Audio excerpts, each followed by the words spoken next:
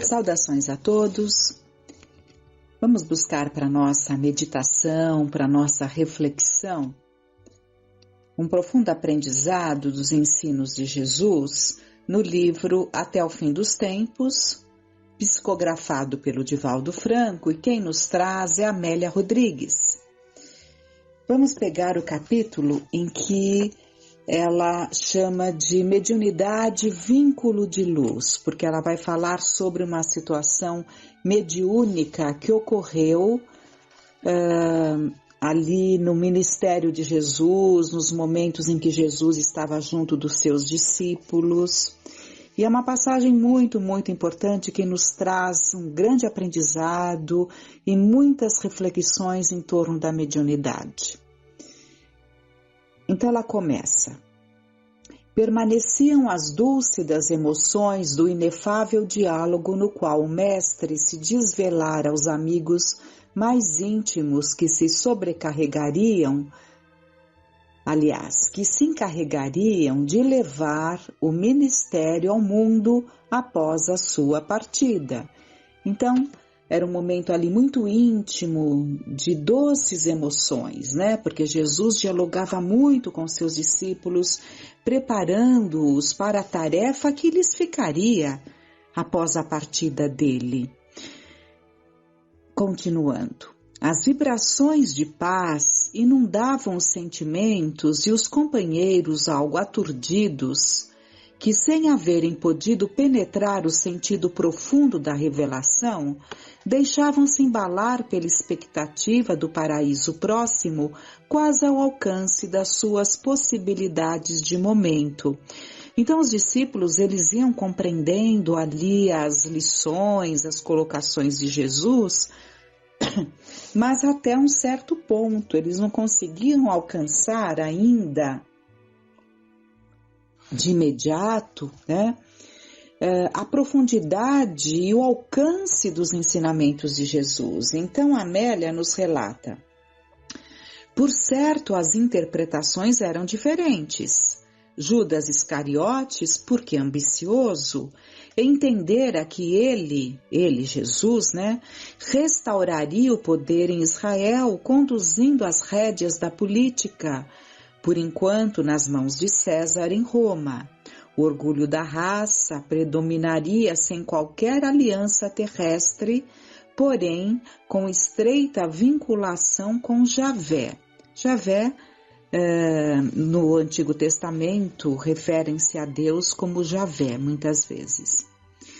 Tomé, que se inquietava sob o peso de dúvidas atrozes, mesmo após testemunhar os fatos que o exaltavam, ponderava interiormente como seria a vitória do Messias sobre as legiões romanas e as tricas farisaicas, nas quais se debatiam os sacerdotes, os saduceus, os zelotes, todos eles formando partidos que se antagonizavam reciprocamente, disputando as transitórias glórias terrestres.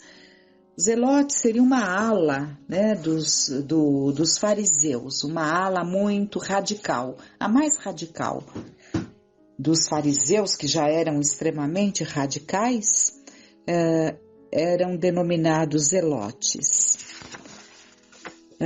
Mateus, João, Tiago, permaneceram inebriados em doce expectativa a respeito do reino de Deus que ele viera instaurar, sem preocupar-se com as hegemonias terrestres. Então, tanto Mateus quanto João, quanto Tiago, o Tiago irmão de João, né, o Tiago o menor, eles não se preocupavam, né, com as autoridades terrestres, com o fato de Roma estar ali no comando. Eles estavam ali inebriados com a doce expectativa a respeito do reino de Deus. Então, cada um estava recebendo de uma forma esses ensinamentos.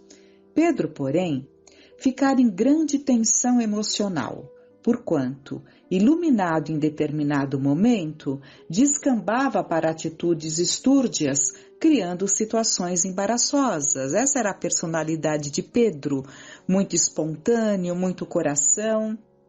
Então, havia momentos luminosos e outros em que ele se perdia. Em realidade, após haver enunciado que ele era o Cristo, o Filho de Deus vivo, ouvira-o dizer, sem o entender, que ele era feliz porque não foram a carne nem o sangue que o revelaram, mas o Pai que está nos céus, né? Então, aqui é uma referência, uma passagem de Mateus. Mateus nos relata no capítulo 16, né? Uma passagem que Jesus pergunta ali aos seus discípulos, estavam conversando ali muito intimamente, e eles vinham falando o que estavam dizendo sobre Jesus, e Jesus pergunta, e vós, quem dizeis que eu sou?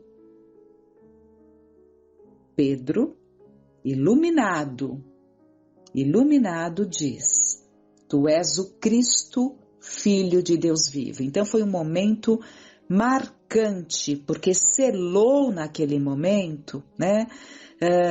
Jesus, aquele que estava conduzindo-os, naquele momento ficou revelado que era o Messias, que era o enviado. Então, foi um momento muito, muito importante, mas vamos ver o que acontece em seguida. Então, continuando aqui na narrativa da Amélia Rodrigues, isso equivalia à informação de que o pensamento do Supremo Senhor fluíra pelos seus lábios, conferindo-lhe grande responsabilidade. O peito ficou-lhe túmido de emoção e todo ele tremeu como varas verdes. Mas o amigo não silenciara, prosseguindo com o esclarecimento. Tu és Pedro. Então, nesse momento, ele dá o nome de Pedro, que é pedra, a Simão, né? E sobre esta pedra, a revelação da verdade que acabara de enunciar, edificarei a minha igreja. Então, aqui é muito importante porque nem todos entendem. A igreja, ela foi edificada sobre a verdade, sobre a pedra, sobre a revelação que Pedro teve naquele momento, e não sobre a individualidade Pedro, né? Embora o seu papel, embora a sua missão tenha sido assim de máxima importância. Porque nós não sabemos nem se Paulo teria chegado ao que chegou se não fosse o amor, a dedicação, o devotamento e a ponderação de Pedro. Interessante, né? Ele que é narrado essas situações que ele criava, mas depois ele tornou-se tão ponderado que ele teve ali uma participação intensa para manter ali a casa do caminho em pé, em trabalho. Mas vamos lá. Então, tu és Pedro, e sobre essa pedra, abre parênteses, a revelação da verdade que acabara de enunciar, fecha parênteses, edificarei a minha igreja, e as portas do inferno nada poderão contra ela. Dar-te-ei as chaves do reino dos céus, e tudo quanto ligares na terra será ligado no céu. Então vejam a tarefa importantíssima que Pedro tinha. E ele dá conta. Ele dá conta porque ele consegue ali unir. Ele tinha essa característica de unir, de entender as características de cada um dos seus companheiros e trabalhar pela paz e pela harmonia entre eles. Porque só essa paz e harmonia entre eles poderia colaborar na edificação do reino de Deus que Jesus veio implantar na terra. Continuando no texto, como entender a magnitude da tarefa que lhe era delegada, Ele sentia-se apenas um pescador daquelas águas piscosas, homem do mundo, frágil e áspero, como as ocorrências do cotidiano.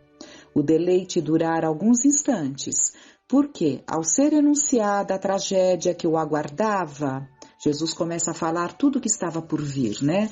Por ocasião do testemunho que ele deveria dar, ele, Jesus, deveria dar, o temperamento intempestivo do pescador, de decisões rápidas, pareceu incendiar-se, e ele, tomando-o de parte, começou a repreendê-lo, dizendo, então ele afasta-se, se aproxima de Jesus meio à parte dos outros e começa a repreender Jesus, dizendo, Deus te livre de tal, Senhor, isso não há de acontecer. Retomando a postura de condutor e não de dirigido, o mestre com energia retrucou, afasta-te, Satanás, tu és para mim um estorvo, porque os teus pensamentos não são os de Deus, mas os dos homens. O diálogo fora rápido. Nem mesmo os companheiros que se encontravam mais próximos perceberam-no, exceto a face severa do rabi, que se encontrava contraída pela energia que despendera. Pedro assustou-se e recuperou a serenidade. Tudo agora lhe parecia mais grave e complexo. Ele se dera conta do medo que o havia tomado e da força estranha que o induzira à atitude infeliz, como se ele fosse capaz de alterar a programação delineada pelo Senhor. Não se pôde furtar as lágrimas, que lhe aljofraram os olhos e logo se fizeram abundantes, escorrendo sem controle. O amigo, tomado de compaixão, esclareceu. Se alguém quiser vir a mim, renegue-se a si mesmo, tome a sua cruz e siga-me. Quem quiser salvar a sua vida, perdê-la-á. Mas quem perder a sua vida por minha causa, encontrá-la-á. Que aproveita o homem ganhar o mundo inteiro, se depois perder a sua alma? Ou que poderá dar o homem em troca da sua alma? Muitos dos que aqui estão presentes hão de experimentar a morte antes de terem visto chegar o Filho do Homem com o seu reino. Eram informações eloquentes e de altas consequências, porque falavam do testemunho, do sacrifício, da entrega total. Naquela noite, quando as estrelas cintilantes, como poeira de luz, adornaram o cimbório, Pedro acercou-se do mestre, que se encontrava sentado sobre algumas raízes de velha figueira, e porque houvesse permanecido sem entender a ocorrência, tomado de angústia, indagou com respeito. Serei eu, Senhor, Satanás, que me hei constituído um estorvo para o teu santo labor? E se assim o sou, por quê? Porque entregaste a responsabilidade pela preservação das tuas palavras, cuidando de ligar almas ao teu messianato, o que confirmarias no céu? O amigo compassivo, que houvera percebido o véu de tristeza que ensombrecia a face do discípulo, esclareceu docemente.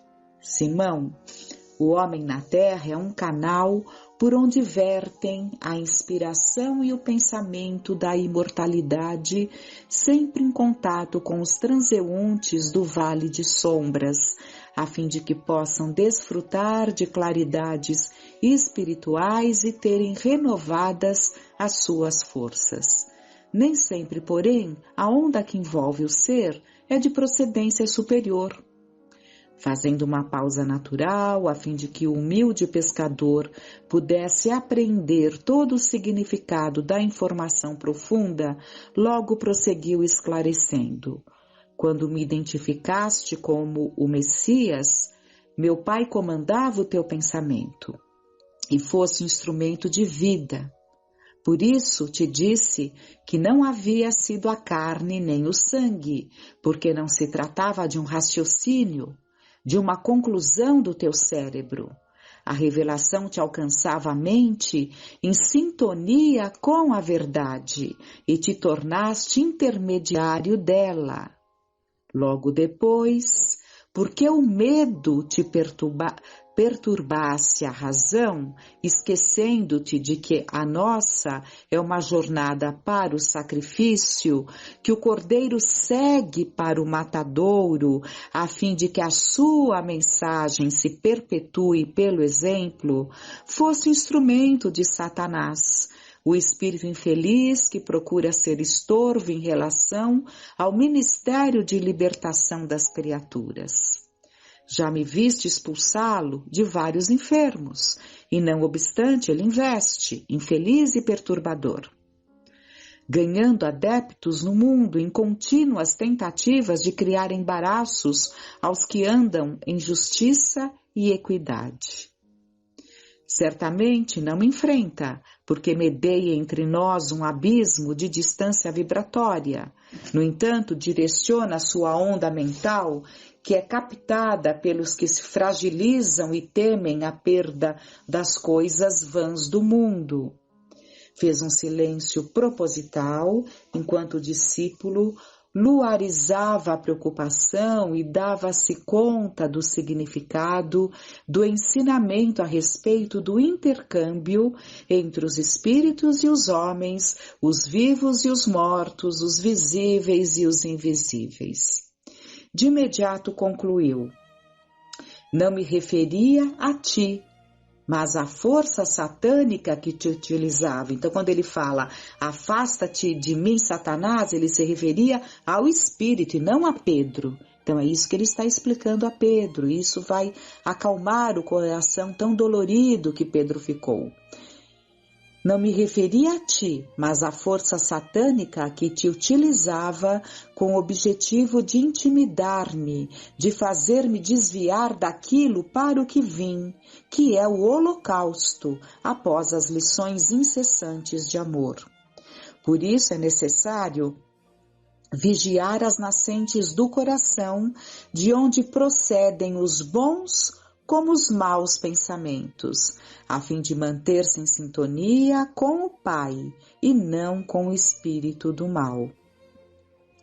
Estava sancionada a mediunidade e o seu exercício lúcido. Pedro fora o exemplo excelente da sintonia psíquica com o mundo superior que o inspirava na revelação, mas também com a entidade perversa que se comprazia no mal. Todo o ministério de Jesus esteve assinalado pelas interferências espirituais de uma como de outra ordem, e não foi por outro motivo que ele foi denominado como o Senhor dos Espíritos, em razão da sua ascendência sobre todos eles que se comunicavam. O seu nascimento foi anunciado por seres angélicos através dos séculos que precederam a sua chegada. Os profetas referiram-se ao seu momento como o da libertação, e ele foi esperado como o eleito. Mas também, depois de sua morte, ei-lo que retorna, confirmando a indestrutibilidade da vida, como igualmente o intercâmbio mediúnico naquelas várias materializações que aconteceram, de Jesus. E para tornar definitiva a mensagem lúcida de intercâmbio entre as duas esferas de vibrações que se espraiam pelo universo, 6 dias depois do majestoso diálogo, quer dizer, desse momento em que Jesus é reconhecido como Messias, ele tomou Pedro, Tiago e João e levou-os ao Monte Tabor, onde se transfigurou diante de Moisés e Elias, que passaram a dialogar com ele. Então, Moisés e Elias, o profeta Elias, Moisés, o legislador Moisés, a primeira revelação, se materializam e dialogam com Jesus. E Jesus se transfigura e ali fica clara a sua superioridade. Por isso ele é o nosso modelo e guia para a humanidade, como está lá no Livro dos Espíritos. Demonstrando a sua superioridade moral sobre os mesmos, e os companheiros singularmente impressionados com a sua grandeza e autoridade espiritual. Naquele ato em que Moisés participava em espírito, o grande legislador hebreu também liberou a mediunidade e confirmou o relacionamento entre os espíritos e os homens, sob as bênçãos sublimes de Jesus, que ali se apresentava como médium de Deus. Então Moisés também se manifesta. Desde então, a mediunidade, que pode ser considerada como um novo arco-íris que identifica a aliança simbólica de Deus com as criaturas humanas, passou a ser a ponte de luz sublime entre a vida e a morte, a terra e os céus. Reflexões abençoadas. Que fiquemos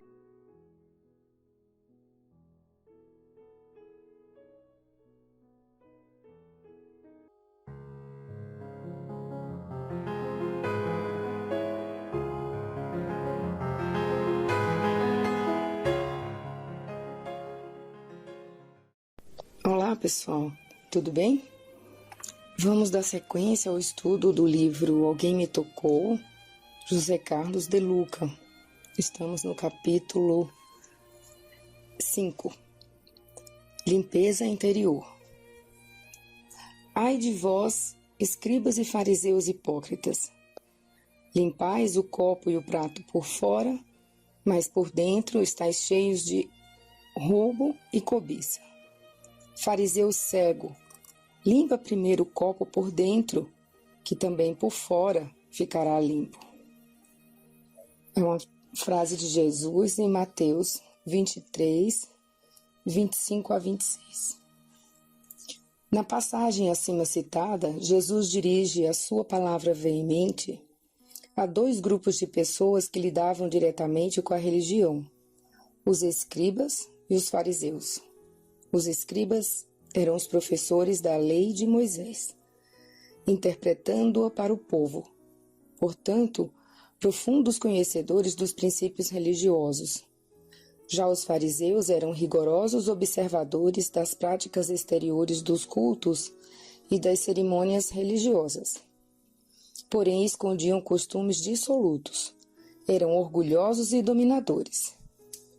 Isso se pode ver essa passagem no Evangelho segundo o Espiritismo, na introdução, no item 3, com mais detalhes. Com palavras fortes, Jesus adverte aqueles que buscam apenas uma vida religiosa de fachada, tal qual ocorria com os escribas e os fariseus.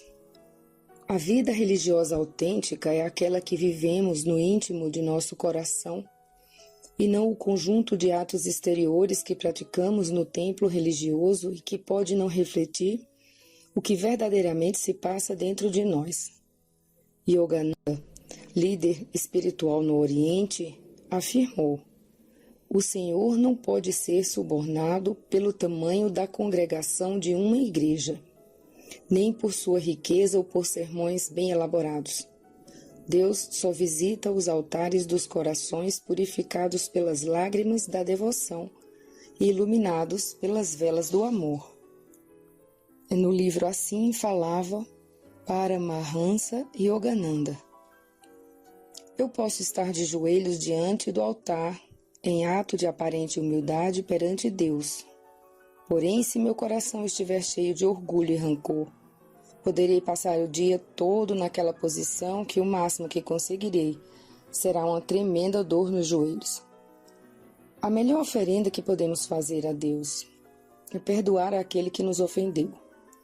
E somente no espírito de humildade o homem consegue perdoar. Isto é a religião verdadeira, aquela que vai por dentro de nós, e não aquela em que os atos são meras aparências. Lembro aqui de um trecho da carta do apóstolo Tiago. Alguém pensa que é religioso? Se não souber controlar a língua, a sua religião não vale nada, e ele está enganando a si mesmo. Isso é em Tiago 1:26. Sabem por que Tiago escreveu estas palavras? Porque logo após a crucificação de Jesus, Tiago e Matias caminhavam pela estrada em direção à cidade de Betânia e conversavam a respeito da traição de Judas. Ambos faziam severas críticas ao companheiro, que num momento de fraqueza e falta de vigilância, deixou-se arrastar por ideias equivocadas, que culminaram no episódio da traição e morte de Jesus. Referiam-se a Judas em tom depreciativo e não se cansavam de encontrar razões para taxá-lo de representante das trevas. Mas no decorrer da viagem, uma luz resplandecente se aproximou no caminho de Tiago e Matias. Ambos ficaram assombrados perante o quadro luminoso que surgia diante deles e reconheceram que aquela luz era Jesus que se aproximava. Quanta emoção passou a dominar-lhes o coração! O mestre estendeu sua mão amorosa aos discípulos amigos, mas nada dizia. Foi então que Tiago pediu a Jesus que voltassem a Jerusalém, e o Cristo respondeu doce e firmemente: Não, Tiago, não vou agora à cidade, sigo em missão de auxílio a Judas.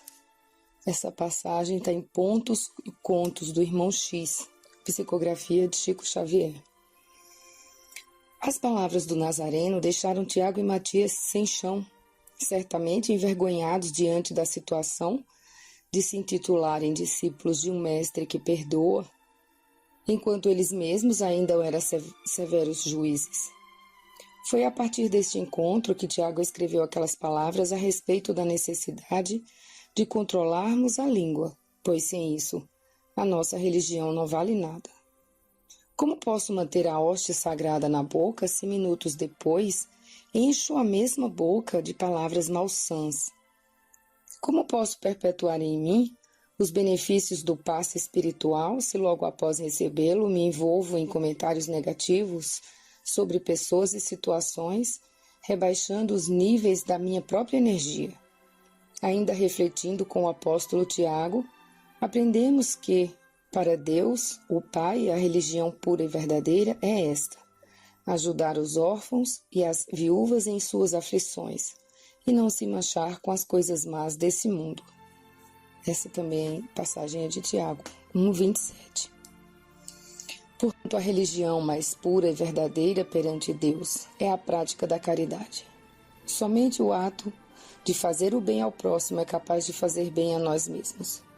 O homem de fé, mas que não se torna melhor para o seu semelhante, que não tem boas ações, está perdendo o tempo e enganando a si mesmo.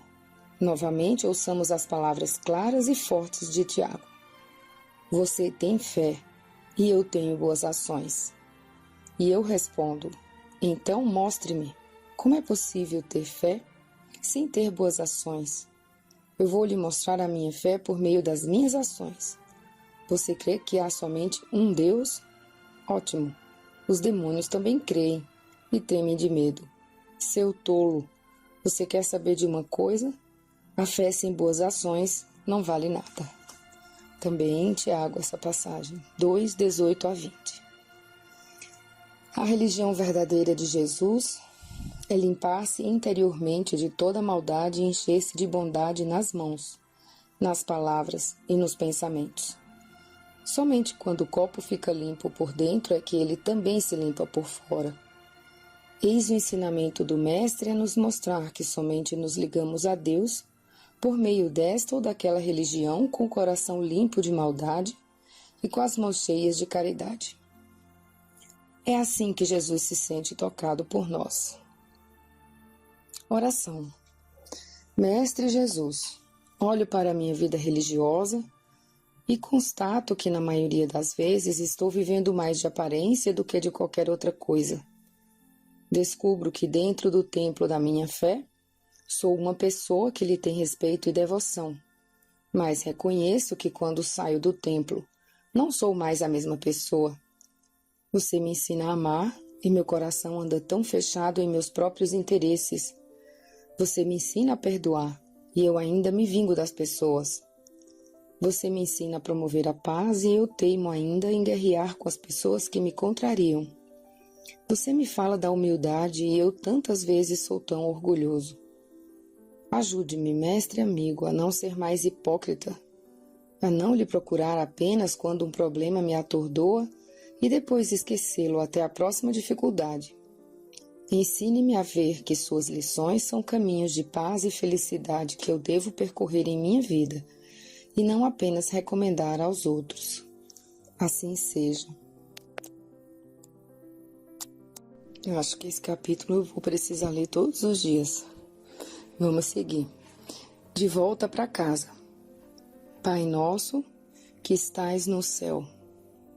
Jesus em Mateus 6-9.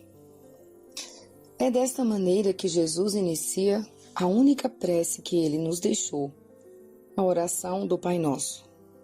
Muitas vezes, nós a recitamos sem refletir sobre o significado das palavras que Jesus escolheu para dialogarmos com Deus. Meditar sobre a sabedoria e profundidade das ideias escolhidas por Jesus representará para nós uma excelente terapia espiritual. 2 pontos merecem a nossa reflexão no trecho acima escolhido. Ao principiar a oração chamando Deus de Pai, Jesus deseja que nosso diálogo com Deus seja o de um filho conversando com o Pai. Com frequência, nosso diálogo com o Criador sofre a interferência negativa das ideias equivocadas que alimentamos sobre Deus. Não raras vezes, carregamos a imagem de um Deus vingativo, bravo, mal-humorado, severo e cruel, com quem é melhor não ter nenhuma espécie de contato. No Antigo Testamento, encontramos razões para ter essa visão equivocada de Deus, a qual Jesus veio reformular. Vejamos essa passagem que consta no Velho Testamento. Saibam todos que eu, somente eu, sou Deus. Não há outro Deus além de mim. Eu mato e faço viver. Eu firo e eu curo. Ninguém pode me impedir de fazer o que quero. Agora levanto a mão para o céu e juro pela minha vida eterna que farei isso. Afiarei minha espada brilhante e começarei a fazer justiça. Vou me vingar dos meus inimigos e castigar os que me odeiam. As minhas flechas ficarão manchadas de sangue. Minha espada matará os meus inimigos. Não escapará nenhum dos que lutam contra mim. Até os prisioneiros serão mortos. É uma passagem de Deuteronômio 32, 39 a 42. Ora, o Deus apresentado nestas palavras de Moisés seria alguém passível de tratamento psicológico. Esta imagem distorcida do Antigo Testamento dificulta um diálogo franco e aberto e amoroso com Deus, pois se Ele é alguém que nos pode castigar e até nos matar, nós não nos sentimos à vontade para nos expormos, para admitirmos nossas fraquezas e nos sentirmos guiados quanto ao melhor caminho a seguir. E, sobretudo, para nos sentirmos amados por aquele que nos criou, porquanto este Deus pode, numa crise de ira, aniquilar a nossa própria existência. Consequência disso é uma relação extremamente pobre com Deus. Uma relação de mera aparência, fundada apenas no temor, e sem a possibilidade de nos sustentar espiritualmente na travessia das dificuldades que surgem no nosso caminho. Por tal razão, desejando quebrar essa frieza e distância, Jesus nos traz a ideia de um Deus que é nosso Pai, ficando subentendida nesta relação de pai e filho a existência de um laço de amor que os une. Somente nos sentindo amados é que poderemos abrir o nosso coração a Deus. Porque o amor implica a própria aceitação que o pai tem em relação ao filho, pouco importando o tropeço que o filho teve e a condição em que ele hoje se encontra. O sofrimento não é castigo de Deus, é simples consequência de andarmos distantes de suas leis. O Pai educa, orienta e ampara, jamais pune. Mas antes de fazer tudo isso, aceita o Filho como ele é. Deus não tem um amor menor por nós quando nos desviamos do caminho do bem. Deus ama o homem que enveredou pelo crime da mesma forma que ama aquele que escolheu o caminho das virtudes. É nesta plataforma de amor que se assenta a nossa relação com Deus, conforme Jesus nos apresentou. Isso Jesus deixou bem claro na parábola do filho pródigo. Você talvez se recorde que nessa história, Cristo se refere a um filho que abandona a casa do pai e vai viver pelo mundo desregradamente, gastando todo o dinheiro que seu pai lhe havia dado. Ele passa fome e toda sorte de sofrimentos. Lembrando que na casa de seu pai era muito mais feliz, arrepende-se e retorna ao lar paterno pedindo que o genitor o aceite de volta. Interpretando a parábola, concluímos de pronto que nós somos o filho perdido e o pai representa a figura de Deus. E qual foi a conduta que o pai teve quando o filho voltou? Está dito no Evangelho que ao avistá-lo retornando para casa, o pai teve compaixão do filho e correu para abraçá-lo e beijá-lo. E sem qualquer admoestação ao filho rebelde, o pai mandou os seus empregados trazerem a melhor roupa para seu filho e ainda colocar um anel em seu dedo e sandálias em seus pés. E não ficou nisso. O pai ainda mandou que se fizesse uma grande festa para comemorar o retorno do filho que estava perdido e se encontrou. Essa passagem está em Lucas 15, 11 a 22.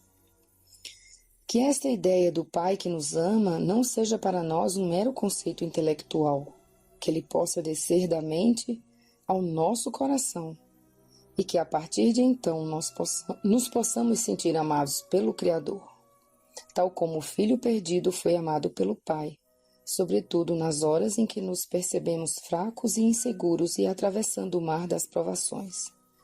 Se abrirmos o nosso coração ao amor de Deus, muita coisa mudará em nossa vida, pois todos somos carentes de afeto. Temos necessidade de nos sentirmos amados e somente Deus pode nos dar o amor incondicional e permanente. Geralmente as pessoas nos amam condicionalmente, por determinado período de tempo. O amor de Deus é incondicional e para sempre. A segunda ideia que Jesus nos apresenta na oração, um trecho sobre o qual estamos refletindo, é a de que este Deus que é Pai e que nos ama não é apenas meu Pai, mas é o Pai nosso, ou seja, é Pai de todos nós. Jesus quer nos mostrar que nós não temos um Pai exclusivo individual. Deus é Pai de todos, dos nossos familiares, amigos, inimigos, conhecidos e desconhecidos, inclusive de todos os animais. A consequência desta realidade é que todos nós somos irmãos uns dos outros, e uma boa relação com Deus passa necessariamente por uma boa relação que estabelecemos com os outros filhos de Deus, os quais são nossos irmãos também, não por laços consanguíneos, mas por laços espirituais que nos foram apresentados pelo Cristo. Assim, como iremos orar a Deus suplicando auxílio se nos encontramos em guerra com nosso irmão? Como Deus poderá nos atender se alimentamos ódio ou raiva por nosso irmão, que é também filho do mesmo Deus? Como o Pai pode nos ajudar se constantemente negamos ajuda aos nossos irmãos que passam necessidades, das quais nós bem que poderíamos socorrê-los? Os recursos que Deus nos concedeu devem ser compartilhados com nossos irmãos menos favorecidos, pois para isso que Deus deu mais riqueza material e intelectual para alguns, para que pudessem aprender a amar os que recebem menos, repartindo com eles as riquezas vindas do alto. Essa está no Evangelho, segundo o Espiritismo, capítulo 16. Se Deus não tem atendido às nossas preces, talvez seja porque ainda estamos vivendo e orando com base no conceito de meu Pai, e não de nosso Pai. Oração. Amigo Jesus, como me sinto afastado de Deus. Como a imagem que fiz de Deus estava tão distante do Pai que me criou com tanto amor e que continua velando por mim dia e noite. Obrigado, Mestre, por trazer Deus para tão juntinho de mim.